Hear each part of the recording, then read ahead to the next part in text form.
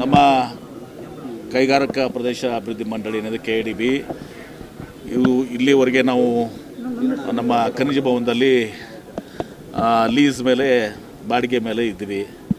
2013ರಲ್ಲಿ ಅವಾಗ ದೇಶಪಾಂಡೆ ಸಾಹೇಬರು industries minister ಇದ್ದಾಗ ಇದನ್ನು ಪ್ರಾರಂಭ ಮಾಡಿದರು. ಕಾರಣಾಂತರದಿಂದ ಭಾಳ ಡಿಲೇ ಆಗಿತ್ತು.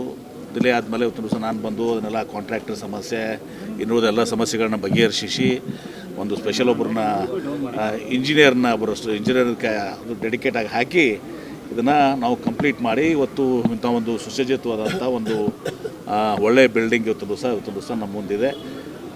ಇದು KIDB ಆ್ಯಕ್ಟಿವಿಟೀಸ್ ಭಾಳ ವಿಸ್ತಾರಗೊಂಡಿದೆ. KIDB ನಿಮ್ಗೆ ಗೊತ್ತಿದೆ, ರಾಜ್ಯಾದ್ಯಂತ ಇವತ್ತು ದಿವಸ ಇದೆ. ಹೀಗಾಗಿ ಅವರಿಗೆ ಇಲ್ಲಿ ಕೆಲಸ ಮಾಡಲಿಕ್ಕೆ ಎಲ್ಲ ಕೂಡ ಅನುಕೂಲ ಆಗ್ತದೆ. ಆ ದಿಶೆಯಲ್ಲಿ ಇವತ್ತು ಏನು ದೇಶಪಾಂಡೆ ಸಾಹೇಬರ ಕನಸಿತ್ತು, ಇದು ಭವನ ಆಗಬೇಕು ಅಂತೇಳಿ ಅದನ್ನು ಇವತ್ತು ನನಸಾಗಿದೆ. ಸರ್, ಇದು ಯಾವ ರೀತಿಯಾಗಿ ವರ್ಕ್ ಆಗುತ್ತೆ? ಇದು ಹೆಡ್ ಆಫೀಸಾ ಅಥವಾ KIDB ಹೆಡ್ ಆಫೀಸ್ನೇ. ಇದು ಇಲ್ಲಿವರೆಗೆ ಖನಿಜ ಭವನದಲ್ಲಿತ್ತು. ಅಲ್ಲಿ ನಾವು ಲೀಸ್ ಮೇಲೆ ಇದೆ ಖನಿಜ ಭವನದಲ್ಲಿ. ನಮ್ಮದೇ ಆದಂಥ ಒಂದು ಬಿಲ್ಡಿಂಗ್ ಇರಲಿ ನಾವು ಅಂತ ತಿಳ್ಕೊಂಡಿದ್ದ ಇದನ್ನು ಜಾಗನ ದೇಶಪಾಂಡೆ ಸಾಹೇಬರು ಖರೀದಿ ಮಾಡಿ ಇದು ಮಾಡಿದರು.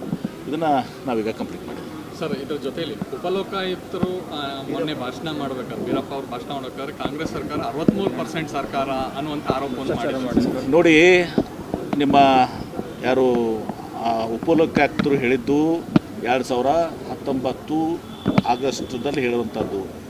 ಅದು ನಮ್ಮ ಯಾರು ನಿಮ್ಮ ಆರ್.ಅಶೋಕ್ ಅವರಿಗೆ, ವಿರೋಧ ಪಕ್ಷದ ನಾಯಕರಿಗೆ, ಇಂಥವ್ರನ್ನ ವಿರೋಧ ಪಕ್ಷ ನಾಯಕರಿಗೆ ಇಟ್ಕೊಂಡ್ರೆ BJP ತಲಾಂತರವಾಗಿ ಸೂರ್ಯಚಂದ್ರ ಇರುವವರೆಗೂ ಕೂಡ ಇವರು BJP ವಿರೋಧ ಪಕ್ಷದಾಗೆ ಉಳಿತದೆ.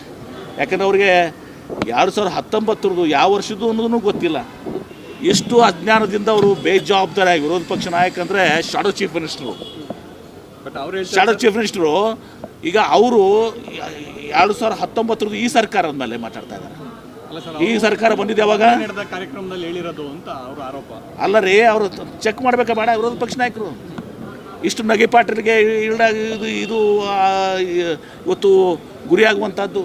ಹೀಗಾಗಿ ನಾನು ಇಷ್ಟೇ ಹೇಳ್ತೀನಿ, ಈಗ BJP ಅವ್ರಿಗೆ ಎಷ್ಟು ಬೇಗ ನೀವು ವಿರೋಧ ಪಕ್ಷ ನಾಯಕರನ್ನ ತಾವು ಬದಲಾವಣೆ ಮಾಡ್ತೀರ ಅಷ್ಟು ಒಳ್ಳೇದಿಲ್ಲ. ಯಾಕಂದರೆ ನೀವು ಶಾಶ್ವತವಾಗಿ ವಿರೋಧ ಪಕ್ಷನೇ ಆಗಿಬಿಡ್ತೀರಿ.